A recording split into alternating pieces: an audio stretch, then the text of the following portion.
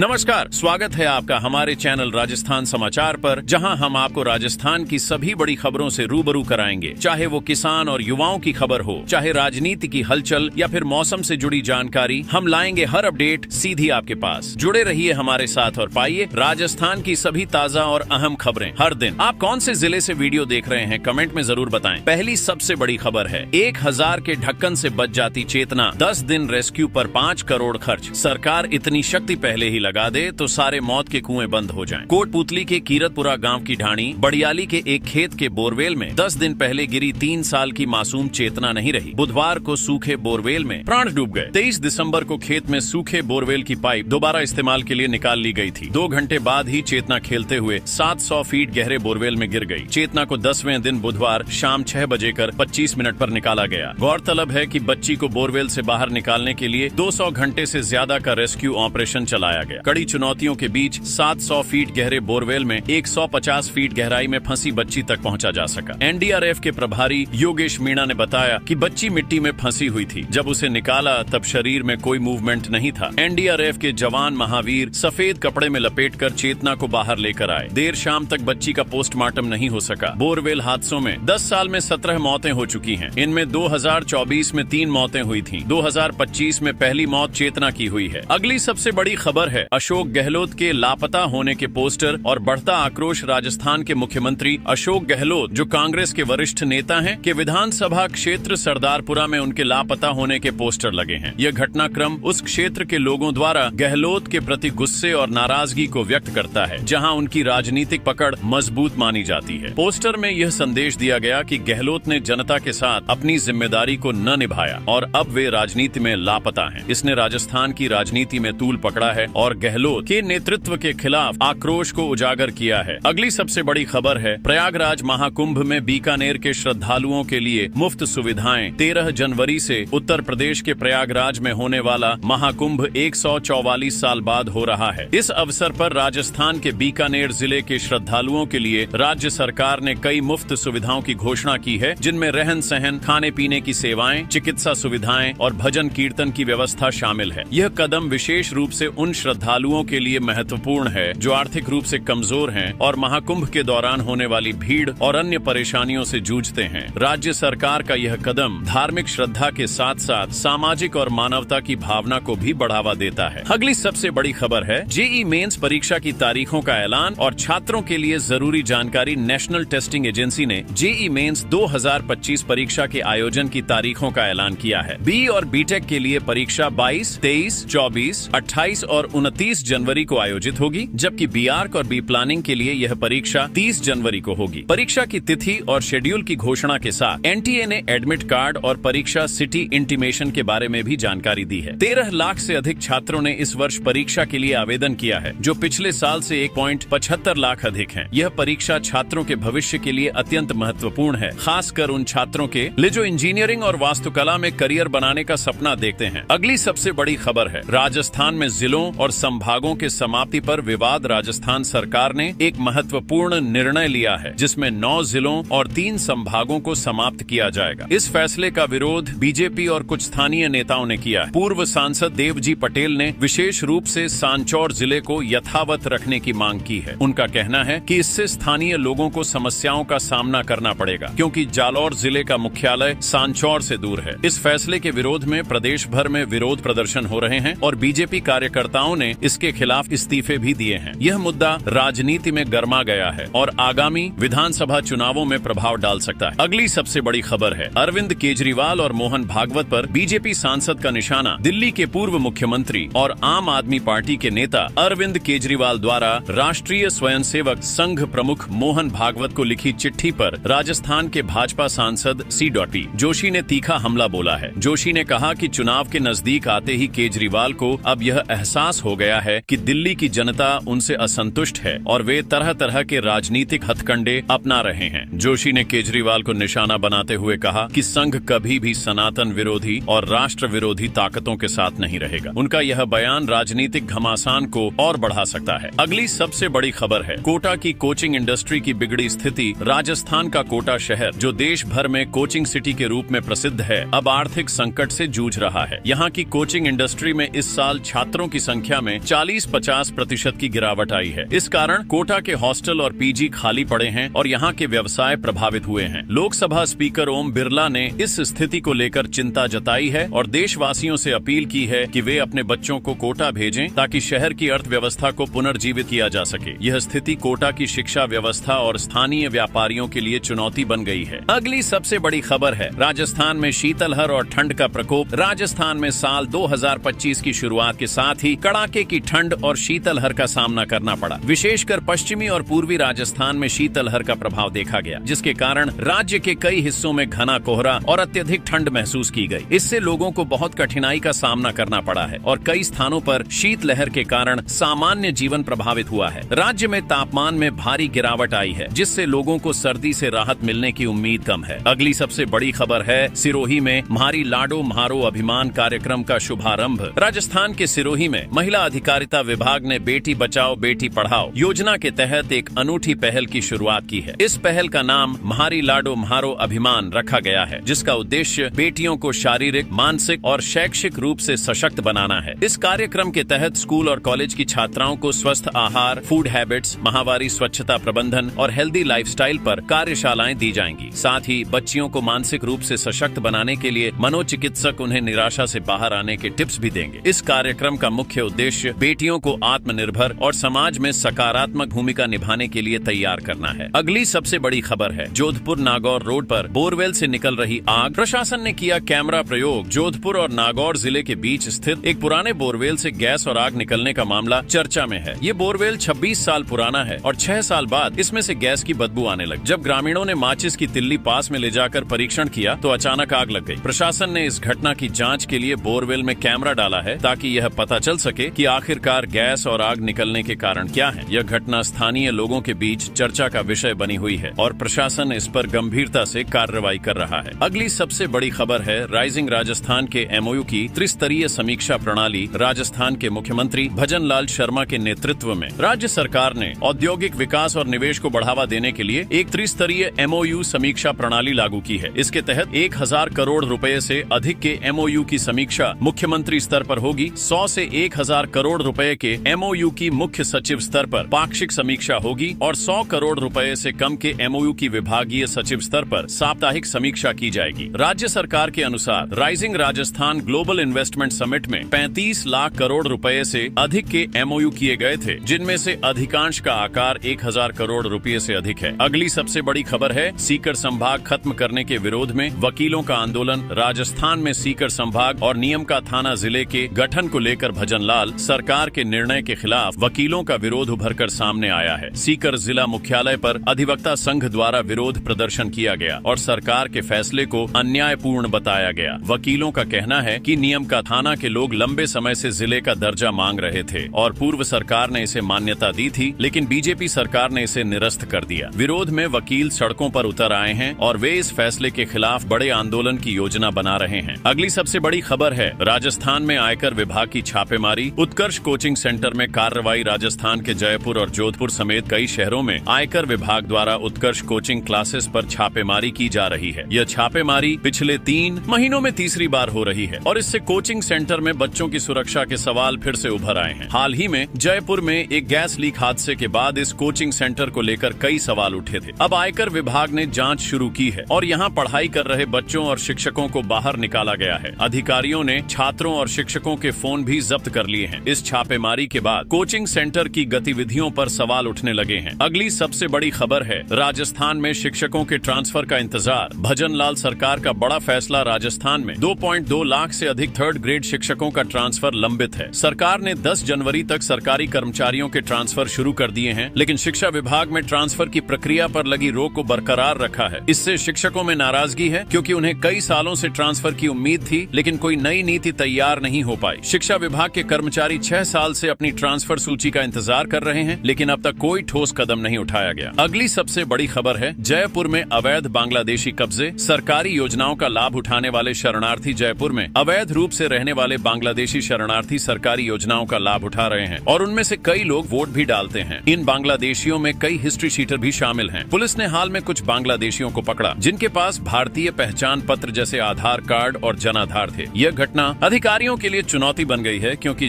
जयपुर के बक्शावाला इलाके में करीब 80 बांग्लादेशी लोग अवैध रूप से रह रहे हैं और सरकारी योजनाओं का लाभ उठा रहे हैं। इस मामले की जांच जारी है। अगली सबसे बड़ी खबर है दौसा में बाघ की दहशत, रेस्क्यू ऑपरेशन जारी। दौसा के बांदीकुई में एक बाघ की दहशत फैल गई है। बाघ ने मोहखेड़ा इलाके में हमला कर 3 ग्रामीणों को घायल कर दिया, जिनमें से एक को गंभीर हालत में जयपुर भेजा गया। वन विभाग की टीम ने कई घंटे तक रेस्क्यू ऑपरेशन चलाया, लेकिन अंधेरे के कारण सफलता नहीं मिली। अब इस ऑपरेशन को फिर से शुरू किया जाएगा और जिला कलेक्टर स्वयं इस ऑपरेशन की निगरानी कर रहे हैं। इस घटना ने क्षेत्र में भय का माहौल बना दिया है और वन विभाग बाघ को पकड़ने के लिए हर संभव प्रयास कर रहा है। अगली सबसे बड़ी खबर है खेल रत्न पुरस्कार से मनु भाकर, गुकेश और अन्य खिलाड़ियों को सम्मान। मनु भाकर, जो पेरिस ओलंपिक 2024 में 2 पदक जीतने वाली पहली भारतीय महिला बन चुकी है, को खेल रत्न पुरस्कार से सम्मानित किया जाएगा। शतरंज चैंपियन डी गुकेश, भारतीय हॉकी टीम के कप्तान हरमनप्रीत सिंह और पैरालंपिक स्वर्ण पदक विजेता प्रवीण कुमार को भी यह प्रतिष्ठित पुरस्कार मिलेगा। इसके साथ ही खेल मंत्रालय ने अर्जुन पुरस्कार के लिए 32 खिलाड़ियों के नाम घोषित किए हैं, जिनमें 17 पैरा एथलीट भी शामिल हैं। इन पुरस्कारों का वितरण 17 जनवरी 2025 को राष्ट्रपति भवन में किया जाएगा। अगली सबसे बड़ी खबर है 2000 रुपए के नोट को लेकर आरबीआई का नया अपडेट। भारतीय रिजर्व बैंक ने 2000 रुपए के नोट को लेकर एक अहम अपडेट जारी किया है। 98.12% 2000 रुपए के नोट अब तक बैंकों में वापस जमा हो चुके हैं। आरबीआई के अनुसार 31 दिसंबर 2024 तक इन नोटों का कुल मूल्य 6,691 करोड़ रुपए रह गया है, जबकि 19 मई 2023 तक यह 3.56 लाख करोड़ रुपए था। 2000 रुपए के नोट को चलन से वापस लेने की प्रक्रिया 7 अक्टूबर 2023 तक जारी रही थी। अगली सबसे बड़ी खबर है टीना डाबी के नाम से युवती ने हंसी में डाला माहौल। राजस्थान के बाड़मेर में एक अनोखा वाकया सामने आया, जब एक युवती ने अपना नाम टीना डाबी बताया। ये नाम सुनकर सीनियर आईएएस अधिकारी महेंद्र सोनी और उनके साथियों ने हंसी मजाक में इस पर टिप्पणी की। वे शरारत करते हुए कह रहे थे कि कलेक्टर मैडम, आपका नाम तो सटीक है। ये घटना अमृता हाट मेले के दौरान हुई, जिसमें महिला एवं बाल विकास विभाग ने विभिन्न स्टॉल्स के जरिए महिलाओं के उत्पादों का प्रचार किया। अगली सबसे बड़ी खबर है दौसा में सड़क हादसा, 30 लोग घायल। राजस्थान के दौसा जिले में एक भयानक सड़क हादसा हुआ, जिसमें स्लीपर कोच बस ने एक ट्रक को टक्कर मार दी। इस दुर्घटना में बस में सवार 30 यात्री घायल हो गए। घायलों में से 12 को गंभीर चोटें आईं और उन्हें जयपुर रेफर किया गया। यह हादसा घने कोहरे के कारण हुआ था और बस में सवार लोग उज्जैन से दिल्ली जा रहे थे। अगली सबसे बड़ी खबर है झुंझुनू में बोलेरो में आग, ड्राइवर की मौत। झुंझुनू जिले के बसावा गांव में एक दर्दनाक हादसा हुआ, जहां शॉर्ट सर्किट के कारण बोलेरो में आग लग गई और ड्राइवर जिंदा जल गया। यह हादसा मृतक के घर से महज 300 मीटर दूर हुआ। पुलिस ने मौके पर पहुंचकर शव को पोस्टमार्टम के लिए भेज दिया और जांच शुरू कर दी है। अगली सबसे बड़ी खबर है उदयपुर में तनाव, बाजार बंद कराए और पुलिस वाहनों पर हमला। उदयपुर के बाठेड़ा सराय गांव में एक विशेष समुदाय के युवक द्वारा भाई बहन के साथ मारपीट करने के बाद माहौल गर्म हो गया। गुस्साए हिंदू संगठनों ने बाजार बंद करवा दिए और आरोपी से माफी मांगने की मांग की। इस बीच उग्र भीड़ ने पुलिस और निजी वाहनों पर हमला कर दिया। पुलिस ने स्थिति को काबू करने के लिए कई थानों की टीमों को मौके पर भेजा और 15 से 20 लोगों को गिरफ्तार किया। अगली सबसे बड़ी खबर है लोकसभा स्पीकर ने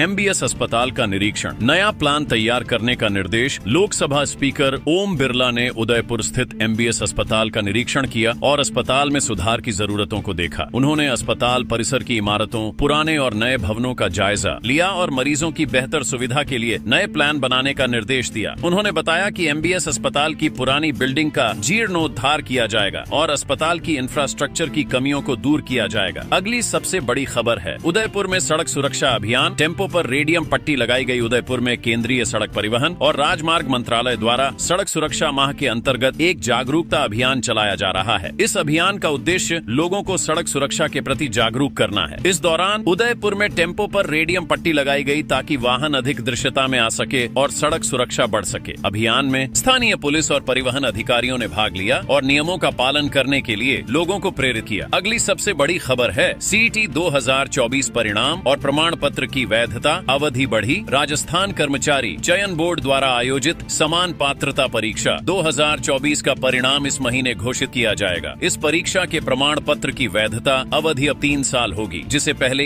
1 साल तक सीमित किया गया था। 27 लाख से अधिक अभ्यर्थी इस परीक्षा में शामिल हुए थे और जिनको 40% अंक प्राप्त होंगे, SC ST को 5% की छूट, उन्हें सीईटी पात्रता मिलेगी। अगली सबसे बड़ी खबर है झालावाड़ में 11,000 झापन, गौ माता को राज्य माता बनाने की मांग। राजस्थान के झालावाड़ जिले में गौ माता को राज्य माता का दर्जा देने की मांग को लेकर अनूठा प्रदर्शन हुआ। जिला कलेक्टर को एक साथ 11,000 ज्ञापन सौंपे गए, जिनमें गौशाला संघ और अन्य सामाजिक संगठन शामिल थे। प्रदर्शनकारियों ने मिनी सचिवालय तक रैली निकाली और जोरदार नारेबाजी की। जिला गौशाला संघ के अध्यक्ष ने गौ माता के महत्व को सनातन धर्म से जोड़ते हुए इसे राज्य माता बनाने की मांग की। अगली सबसे बड़ी खबर है, उदयपुर में रेव पार्टी पर छापा, 40 लोग गिरफ्तार। नए साल के मौके पर उदयपुर में एक आलीशान विला में चल रही रेव पार्टी पर पुलिस ने छापा मारा और 40 लोगों को गिरफ्तार किया। इनमें 13 महिलाएं भी शामिल थीं। पुलिस ने इस पार्टी को लेकर आयोजकों समेत सभी शामिल व्यक्तियों के खिलाफ कार्रवाई की। ये घटना जयपुर और अन्य शहरों में हुई रेव पार्टियों से जुड़ी अनैतिक गतिविधियों के बीच सामने आई। अगली सबसे बड़ी खबर है, तंबाकू निषेध कार्यशाला। युवाओं को तंबाकू से बचने की शपथ दिलाई गई। धौलपुर में इंडियन रेड क्रॉस सोसाइटी द्वारा तंबाकू के सेवन से बचने के लिए जिला स्तरीय कार्यशाला आयोजित की गई। मुख्य अतिथि डॉक्टर R.S. गर्ग ने तंबाकू सेवन को कैंसर का मुख्य कारण बताया। युवाओं को शपथ दिलाई गई कि वे तंबाकू का सेवन नहीं करेंगे और दूसरों को भी इससे बचने के लिए प्रेरित करेंगे। अगली सबसे बड़ी खबर है, राजेंद्र राठौड़ के युवा फैन ने कराया टैटू और शादी का कार्ड छपवाया। राजस्थान के बीजेपी नेता राजेंद्र सिंह राठौड़ के एक युवा फैन ने अपनी दीवानगी का अनोखा प्रदर्शन किया। चूरू जिले के 26 वर्षीय एडवोकेट ने अपने सीने पर राठौड़ का टैटू बनवाया और अपनी शादी के कार्ड पर उनकी फोटो भी छपवाई। ये घटना राठौड़ के प्रति युवा वर्ग की गहरी प्रशंसा और समर्थन को दर्शाती है।